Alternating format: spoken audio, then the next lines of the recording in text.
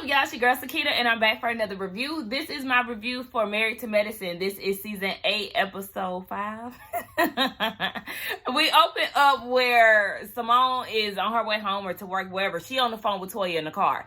And Toya is saying the reason why she left unannounced is because she does not want to be a part of the drama. Dr. Eugene is off this weekend, finally, so she wants to, have a good time and have a party. A pool party at her house. She says she wants to enjoy some people. She's inviting Carrie Wells. I don't like her, if y'all didn't know. I know I wasn't around for the previous seasons of Married to Medicine. Never liked her, and I was happy that she only lasted one season. And Lisa Nicole. Lisa Nicole, bitch! Okay, well, we gonna talk about her when she get on the screen. So we hop straight into this party, right? Now, Toya, that 3-story closet that you got, and this what you wearing? Absolutely not. Absolutely not. You talk all that shit and you tacky Toya. I'm really about to start getting on these girls and their fashions, because what makes you think that lime green or highlighter yellow, whatever you want to call it, highlighter green, whatever you want to call that color, with cow print looks good together? And she was already unsure of the outfit. Eugene lied and said she looked fine. No, because you have a 3-story closet, I'm going to expect you to be pulling off the fashions. But like I said, none of these girls on this show really dress down for real. Nobody consistently gives looks from head to toe, from wig down. So yeah, no, 3-story closet is not necessary. But anyway, go off, sis. We see that Carrie shows up looking stupid. Her British bathing suit was very dated. It was giving very much so 2008 circa Von Dutch and them. No, ma'am. And then we see that, who else came over? Anila came over. She looked all right.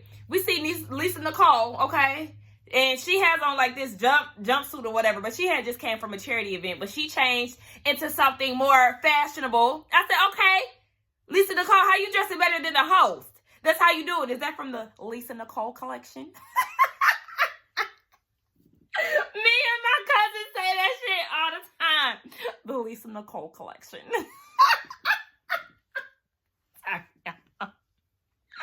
It's so funny because we get to say it again because she's back on the show. And then her messy ass gonna have the nerve to say, oh, you know what this reminds me of? And it's so funny that she said this shit. It reminded her down at Carrie's house where Mariah and Toya had gotten to that fight. That's another thing that me and my cousin say. Nah, bitch.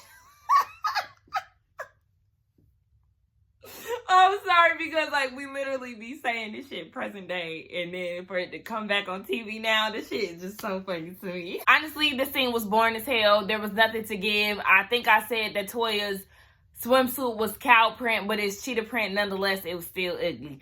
Simone actually looked really pretty here. I love the headband and the curly. Her makeup was cute. She looked really cute here. It was hilarious when her wig fell off. They talked about a threesome between Toya, Simone, and some man that Toya had a dream about, and she kept saying in her confessional, talking about Simone getting down to Eugene, hello, why are you telling him about this? He's friends with this man's wife,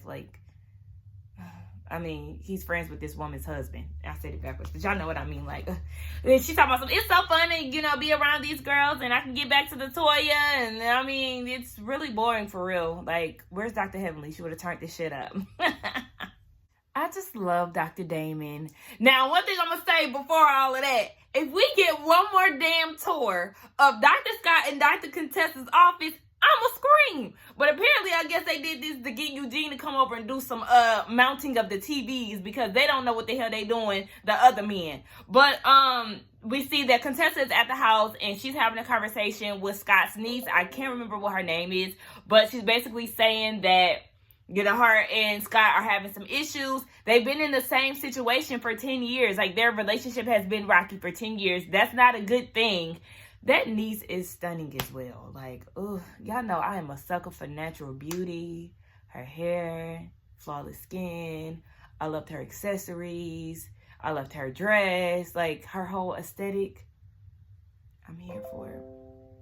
Nonetheless, anyway, yes, they are talking about the dynamic of their relationship. and Dr. Damon and Scott is having the same conversation. Contessa said in her confessional that despite what Scott may say, he is a pretty traditional man. And, you know, the fact that he hasn't went back to counseling, that's bad. I really feel like they need to really do some work because it's looking rocky for them. For them to be in the same position for 10 years, that's a red flag. And I was so here for the advice that Dr. Damon had gave. Come to find out, Dr. Heavenly and Dr. Damon, they were actually in counseling, but Dr. Damon didn't like the counselor, basically because he was agreeing with some of the things that Heavenly was saying. And you know how men are, and they always feel, especially, I think, when it comes down to certain things that Dr. Heavenly says and their dynamic, I guess he doesn't like the idea of him being wrong against a woman or whatever. I don't know. You know, he seemed pretty traditional too. But then as he was talking, he was saying, you know, with the type of women that they have to do their own thing, because if not, they're going to resent you later on. So yeah, y'all have two powerful, independent women who like to take care of home and also fulfill their dreams.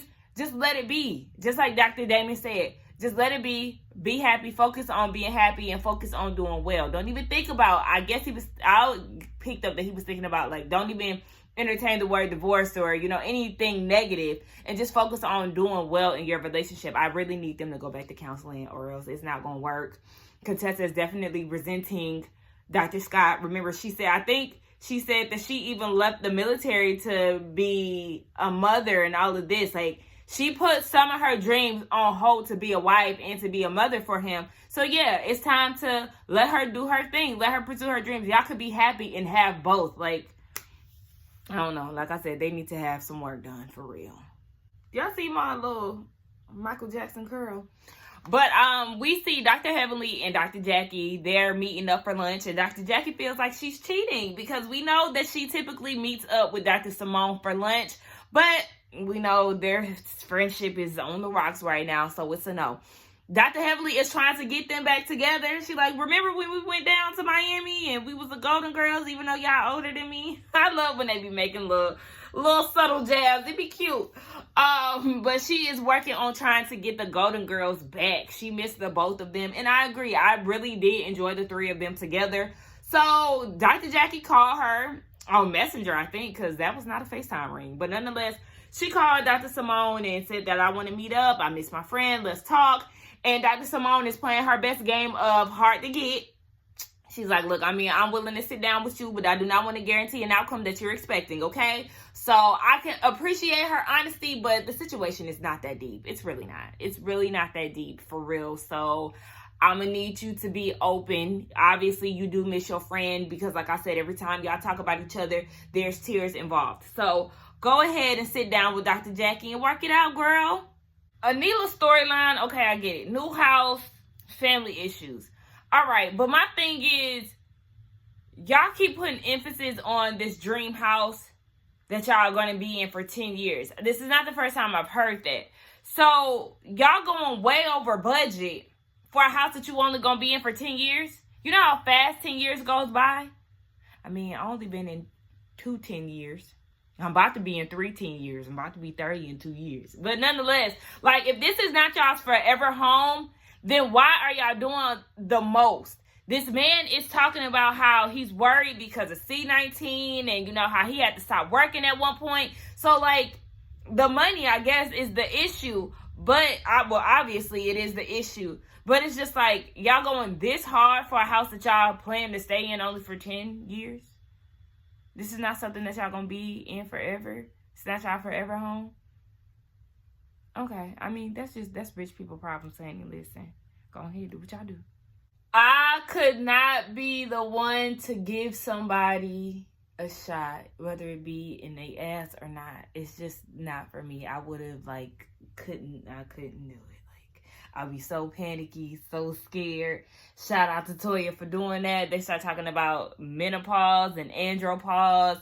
Apparently, Dr. Eugene is low on testosterone or whatever, so this kind of helps his mood, and he get a little freaky deaky and all this other stuff. Like, what happened to Dr. Eugene and his weight loss journey? I'm not trying to be shady, but inquiring minds would like to know. it's now time for Michael to go spread his wings and fly on down to college. So everybody packs up, get in the car, and they on their way to Tennessee. Yes, they would have loved for Michael to go to a HBCU, just like the mama and daddy. But they know his love for basketball, so Lee University was the best opportunity for him. So I was happy that they are there to support him. Now, I'm wondering if Michael liked white girls, because he said something about an Australian girl, was he was going down like the list of girls that he was talking to, I guess. And I was just like, honey, okay. But anyway, let me discuss this shirt that Simone had on, right? Because I just had a situation online a few days ago on Instagram. So Simone has on this Louis Vuitton shirt that has a chain on it, right?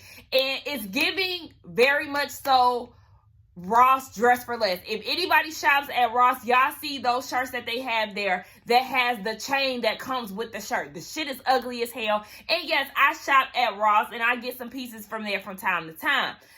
So Mariah Carey had a video of her getting vaccinated, and she had on a Louis Vuitton t-shirt, and it had the same chain on it. And I commented the same thing, like, oh no, MC, not with the chain in the Dress for Less type of shirt. Like, absolutely not. So, you know, some people had the nerve to try to come against me. Somebody said that I could never do it. It's a Louis Vuitton shirt. And I said, honey, the thing is, I don't aspire to wear Louis V, okay? I don't aspire to have any high brand items. That's just not my thing. I'm basic being. That's what I like to call myself, okay? I like to be casually cute. I don't need to buy a $600 t-shirt and all of that. Like, I'm just not that girl. So you can't read me with that type of shit, bitch, because I don't want it. Like, and just because it's high end, that doesn't mean that it's cute. This shirt that Mariah Carey had on, that Simone has on, they're clearly both Louis V shirts, and they're ugly as hell. So I'm gonna need people to stop feeling like, oh, because it's a name brand, it's Gucci, it's Hermes, it's Fendi, it's Louis Vuitton, it's whatever high-end brand that you want to say. Bitch, just because it's that don't mean it's cute. It's not. But you know what's cute?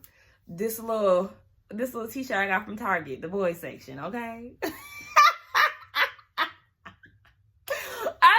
Get that off my chest, because I even talked about the places that I shop at in my Housewives review, like Forever 21, Fashion Nova, Boohoo, Misguided, like those type of places. Target, Marshalls, Ross, TJ Maxx. That's my favorite place. So it's just like, you can get cute shit anywhere. And just because you pay $600 for an ugly ass shirt, don't make it cute and don't make you fashionable. But anyway, let me get off my rant with that. On to the next scene. All right, I guess this episode is a little bit on the kids too. So we see that Dr. Heavenly is at her dentist's office with her son, Dr. Damon Jr., but Damon Jr.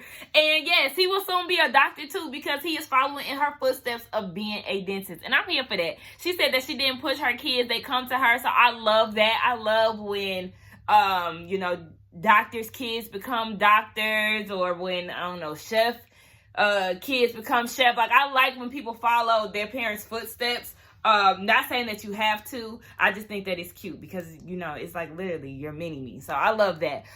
He's walking around and she's showing him some things. He's doing an internship. We see Miracle again. She's getting her temporary crowns removed for permanence.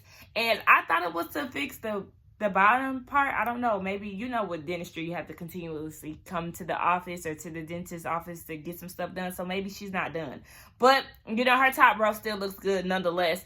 So yeah, I was excited to see Dr. Heavenly's son, and, you know, her educate him on certain things. Like she said, don't be touching shit, okay? With C19 and expensive equipment, you don't need to touch nothing, because if you break, you buy. Y'all, they had me crying. It just took me back to, like, when I got dropped off at college, and it was a lot, and I missed my mama.